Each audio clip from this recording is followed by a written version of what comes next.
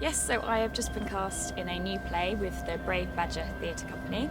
It's called The Heart of Adrian Lovett, and it's on the Theatre Delicatessen for 3 weeks from the 20th of April. You can get tickets now. It's a play about the NHS and the privatisation scandal that's going on at the moment, so it's very current. Politically, I wouldn't say we're necessarily about parties, we're more about policies. So we're not necessarily anti-conservative, but we're definitely pro-NHS. And it explores the life of this flagging TV star who is very charismatic, but his career is kind of on the downfall. And it's set in an operating theatre. And he has paid the hospital to allow for this operation to be broadcast. My character, Sarah, is his ex-wife, and she is essentially the good in the play. She's the voice of reason. The play has been written with medical professionals as well, and I think essentially it's giving the medical profession a voice. It's looking at encouraging the younger voters who have been discouraged to vote by, Russell Brand and very negative press about politics. And it's giving them a platform to look into this and to see that their vote is essential and what's going on and make it more interesting. I mean, it's silly, it's a bit surreal, but it's a fun way of looking into politics, looking into the world, what's happening at the minute, and how we can actually be part of it. I think my character is more the voice of reason. I think the audience will perhaps associate themselves with her more, because the play's quite surreal, and she's very much she's quite normal. Her views are that she's there for Adrian, her ex-husband, and she's not interested in the whole celebrity lifestyle. So her lifestyle is very different from his. So I think she's one that perhaps the audience will be able to associate with more. That's such a difficult question. They're completely different. The feelings you get when you're doing them is polar opposites. I think really theatre, because you can't beat the buzz of a live audience and the energy you get on stage, and the rehearsals periods. It's so much fun.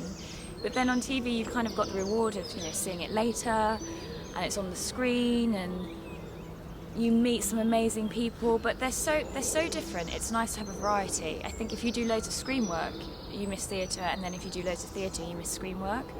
So I think they're both rewarding, but in very different ways.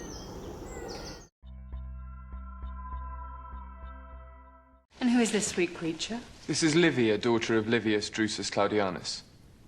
I'm going to marry her. How nice.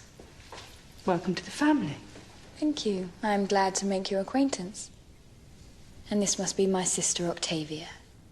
Such a lovely complexion she has. What a furtive person you are. I had no inkling you were looking to marry. I wanted her to be here so that she would properly know and understand what it means to be a part of this family.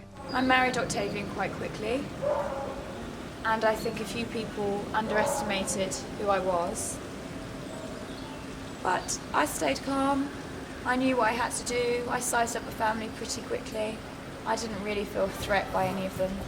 And I was looking forward to being his wife and taking our lives further.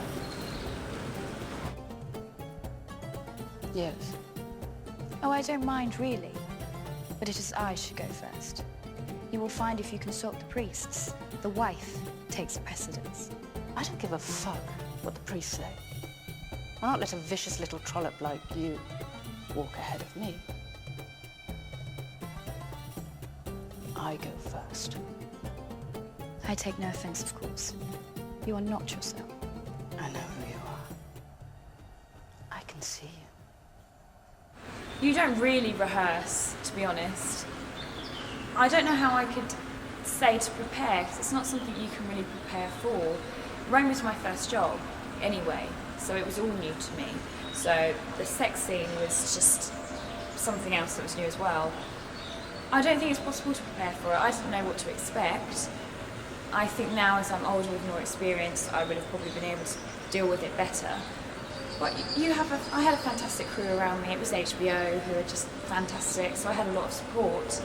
But it was a very long day. Physically, it's exhausting, and mentally, I think it didn't really kick into the next day. I was, quite upset about it, and I think it was It was a delayed shock reaction, really, because you're essentially naked in front of a group of strangers. I mean, it's a closed set, but that's still 15 to 20 people. I didn't watch it with them. I remember I watched it with my cousin, actually. She poured me quite a large glass of wine and we watched it together. My family were amazing. They were so supportive. I'm sure it was difficult. I mean, I have an older brother and I know what boys are like, so I'm sure there was some teasing and some banter.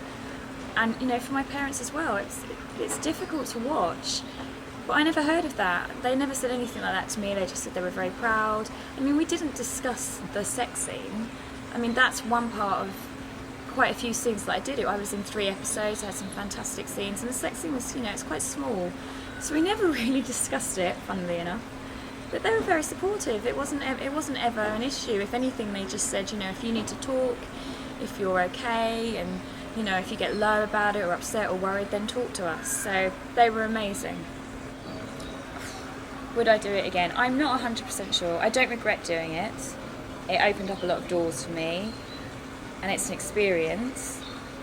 I think if I had the opportunity to do it again, I'd be looking at it with different eyes. I'm a lot more experienced now. I know how I'd feel about it. I know how it should be done. I know what I'd need. It would have to take a really fantastic script and an amazing project. Lots of stuff it's justified in. I totally get it. But then, there are some scripts that arise and you have this in it and you think it's not really necessary. So it would have to take a pretty good script for me to go through all that again.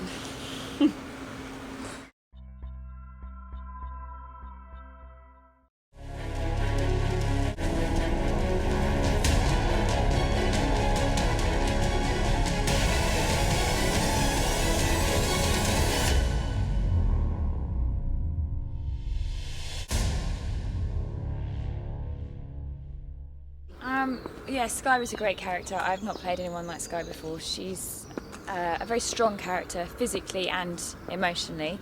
So she has to survive all of a sudden in a world that has no electricity, no power. She's cut off from friends, from family. Life as she knows it, essentially, is gone. So there was a lot of training involved. We had to do gun training, we had to do combat training. There was horse riding at one point, which was pretty challenging. It's difficult to say. I think in general it's tough everywhere, especially for the smaller companies, the younger artists, the less established people. It's difficult to get funding, and you find a lot of the big stars for actors, in my experience, a lot of the bigger, more established actors are taking the roles that would have, a few years ago been available for us. So it's very competitive, and there's certainly less money now than there was. So it's a struggle, but whether it's worse here than it is in the States, I don't know. I couldn't say for definite. From experience, I've heard that it's a lot harder in Europe. I would like to explore America, go over to the States. I do think there are potentially more opportunities there. They certainly have more of a public appeal. The film I did recently, I had to do an American accent for it, which is an example of that. I mean, it was filmed in Europe, it's a European company, we were all English actors, yet we had to do an American accent. So I think that highlights really where the money is, perhaps, and where people think the audience will be. But I think it's hard everywhere. It's a struggle, artists continually struggle. There's so many factors involved that it's very easy for it to come across as very glamorous and fun, and people don't see the hard work behind it. But it's a constant struggle for everyone involved, not just actors, production team, directors, writers. It's a tough business.